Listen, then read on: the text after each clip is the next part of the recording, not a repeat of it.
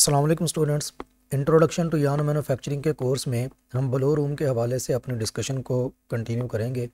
इससे पिछले लेक्चर में ब्लो रूम के हवाले से हमने ब्लो रूम के ऑब्जेक्टिव्स डिस्कस किए थे। आज के लेक्चर में हम ब्लो रूम की मुख्तलिफ मशीन्स में जो फीडिंग डिवाइसेस यूज़ होती हैं, ओपनिंग डिवाइसेस यूज़ होती हैं या फिर क्लीनिंग के लिए जो डिवाइसेस यूज़ होती हैं उनकी डिस्कशन करेंगे। और इसके साथ साथ वो फैक्टर्स जो ओपनिंग और क्लीनिंग के प्रोसेस को मेनली अफेक्ट करते हैं उनको भी डिस्कस करेंगे। तो हम तीन छोटी छोटी वीडियोस में इन तीनों डिवाइसेस की डिस्कशन करेंगे।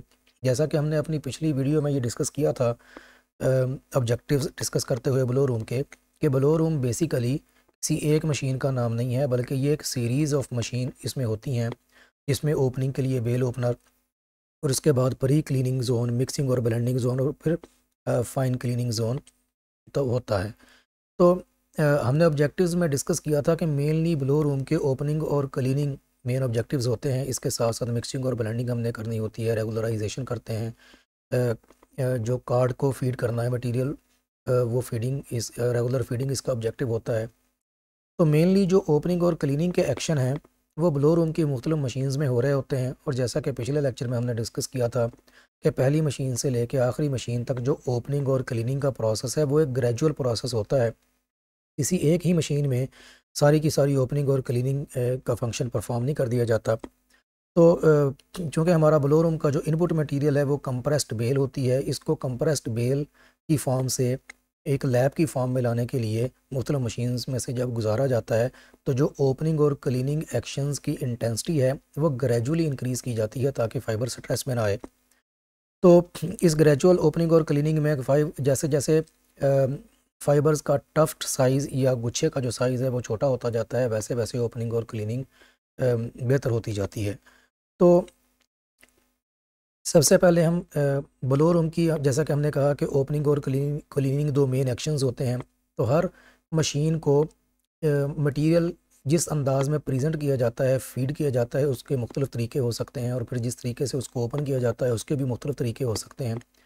तो फीडिंग डिवाइसेस में कि फ़ीड कैसे किया जाता है किसी मशीन को मटेरियल, क्योंकि हमें पता है कि ब्लो रूम का नाम ही एयर ब्लो से निकला है, जैसे क्योंकि इसके अंदर जो मटेरियल है वो एयर करंट्स के ज़रिए से बिटवीन द मशीन्स या with in the machine transfer हो रहा होता है।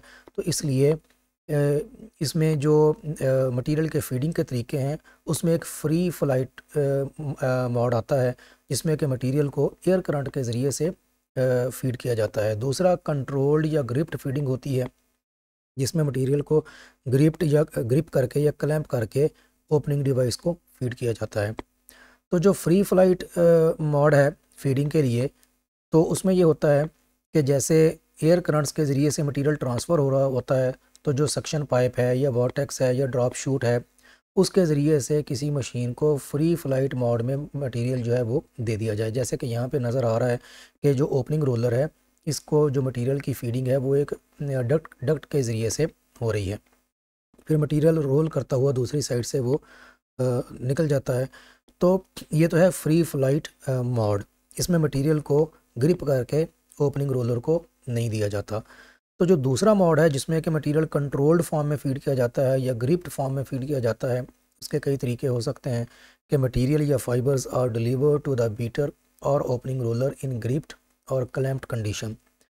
It can be accomplished in several ways, that is fibre feed via pair of feed rollers, या फिर using feed roller and feed table, या फिर फीड रोलर एंड पैडल्स। तो इनमें से तीनों मेथड्स के अपने अपने एडवांटेजेस और डिसएडवांटेजेस हैं। तो हम वन बाय वन डिस्कस करेंगे कि पेयर ऑफ फीड रोलर से फीडिंग कैसे होती है, फीड रोलर और फीड टेबल के कम्बिनेशन से फीडिंग कैसे होती है, और फीड रोलर और पैडल्स के कम्बिनेशन से मटेरियल कैसे फीड किया जा सकता है। यहाँ पे पेयर ऑफ फीड रोलर्स से फीडिंग दिखाई गई है। ये ऊपर नीचे एक पेयर ऑफ फीडिंग रोलर है और ये एक बीटर दिखाया गया है जो कि ब्लेडेड बीटर है, जो हम नेक्स्ट डिस्कस करेंगे। तो यहाँ से आप देख सकते हैं कि मटेरियल को इस बीटर को इस पेयर ऑफ फीड रोलर के ज़रिए से फीड किया जा रहा है। तो इसका फीचर ये होता है कि it gives best forward motion to the fibres, के ये फाइबर्स को बेस्ट फॉरवर्ड मोशन देता है। लेकिन इसका डिसएडवांटेज ये है कि जो distance between cylinder and beating device, ये जो दोनों रोलर्स हैं, सिलेंडर्स हैं, इनकी जो निप लाइन है जहाँ पे ये दोनों मिलते हैं, उससे उसके दरमियान और जो बीटिंग रोलर है उसके दरमियान डिस्टेंस काफ़ी ज़्यादा होता है इन रोलर्स के इस डायामीटर की वजह से, कि जो निपिंग लाइन है वो पीछे है और जो रोलर्स की सरफेस है वो फ्रंट पे है। तो ये जो डिस्टेंस है निप लाइन के दरमियान और बीटर के दरमियान ये ज़्यादा होता है, जिसको यहाँ से यहाँ पे ये ए से शो किया गया है। तो इसको ओवरकम करने के लिए एक और फीडिंग मेथड है जिसमें कि हम एक रोलर को जो नीचे वाला होता है उसको टेबल से रिप्लेस कर देते हैं। तो अब इस कॉन्फ़िगरेशन में आप देख सकते हैं कि जो निप लाइन बनती है टॉप रोलर की टेबल के साथ, उसके दरमियान, जिसको यहाँ पे ये ब्लू एरो से शो किया गया है, इसके दरमियान और बीटर के ब्लेड के दरमियान डिस्टेंस ए अब काफ़ी कम रह गया है। तो इस तरीके से फीड करने से जो डिस्टेंस है between nib line of the feeding assembly और बीटर का जो ब्लेड है उसके दरमियान काफ़ी कम हो गया है। तो इस तरीके से जो क्लैंपिंग डिस्टेंस है इज़ मिनिमम, इंटेंसिव ओपनिंग होती है।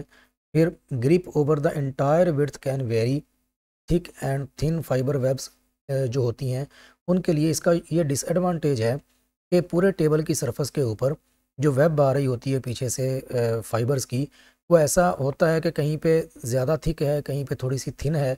तो ये थिकनेस में वेरिएशन की वजह से यहाँ पे ज़्यादा थिक है, वहाँ पे जो ग्रिपिंग है वो ज़्यादा पावर के साथ होती है, और जहाँ पे थिकनेस कम हो वहाँ पे इतनी ज़्यादा अप्रोप्रिएट ग्रिपिंग होती नहीं है। तो इसका फिर नुकसान ये होता है कि जहाँ पे ग्रिपिंग कम होती है, कि यहाँ पे फीड होने वाली फाइबर वेब ज़्यादा थिन है, वहाँ से क्लैंप फाइबर के जो क्लम्प्स है वो रिमूव हो सकते हैं, यानी कि फाइबर गुच्छों की फॉर्म में बीटर को फीड होते हुए रिमूव हो सकते हैं फाइबर्स। तो अगर गुच्छों की फॉर्म में रिमूव होंगे फाइबर्स तो उनकी ओपनिंग और क्लीनिंग सही तरीके से नहीं होगी। तो इस डिसएडवांटेज को ओवरकम करने के लिए फिर इसमें भी वेरिएशन की गई कि जैसे ये पूरी की पूरी टेबल की सरफेस है, इसको छोटे छोटे जोन्स में या छोटे छोटे पैडल्स में कन्वर्ट कर दिया गया, और ये तीसरा मोड ऑफ एक्शन है। इसमें आप देख सकते हैं कि जो टेबल की सरफेस थी उस पूरे की पूरी टेबल के सरफेस को पैडल की फॉर्म में कन्वर्ट कर दिया गया है, और जो पूरी की पूरी सरफेस है वो उसको डिवाइड कर दिया गया है मुख्तलिफ नंबर ऑफ पैडल्स में। तो अब ये जो असम्बली है ये फीड रोलर और पैडल्स की असम्बली है, कि फीड रोलर और पैडल्स के कम्बिनेशन के ज़रिए से जो ओपनिंग रोलर है या बीटर है उसको हम मटेरियल फीड कर रहे हैं। तो paddle is divided into many sections each known as paddle, यानी कि ये जो पैडल है या टेबल की सरफेस है उसको डिवाइड किया गया है मैनी पैडल्स में। Each paddle presses fibres against roller surface using spring pressure. तो ये स्प्रिंग प्रेशर के ज़रिए से हर जो पैडल है वो फाइबर्स की वेब को रोलर के अगेंस्ट प्रेस करता है। तो इसका फ़ायदा ये होता है कि अगर कहीं पे भी थिकनेस कम है तो उस थिकनेस को एक ही पैडल चूँकि डील कर रहा है तो वो पैडल उस कम थिकनेस वाले एरिए को भी अप्रोप्रिएटली या प्रॉपरली ग्रिप कर देगा। तो जो थिकनेस में वेब की थिकनेस में वेरिएशन होने की वजह से जो ग्रिपिंग पावर यूनिफॉर्म नहीं होती थी over the entire width of the table, वो उसका प्रॉब्लम यहाँ पे सॉल्व हो जाता है। तो it ensures uniform clamping over the entire width. किसी भी इन तमाम केसेस में clamping distance significantly influences the opening and cleaning of the fibres. तो किसी भी तरीके से हम फीड करें, ये जो क्लैंपिंग डिस्टेंस है जिसको यहाँ पे ए ऐसे रिप्रेजेंट किया गया है, ये ओपनिंग और क्लीनिंग जो फाइबर्स की होती है उसके ऊपर सिग्निफिकेंट इन्फ्लुएंस रखता है। तो ये तो था हमारा ब्लू रूम के हवाले से जो फीडिंग डिवाइसेस हैं उनकी डिस्कशन। नेक्स्ट वीडियो में हम ओपनिंग डिवाइसेस को डिस्कस करेंगे। Thank you.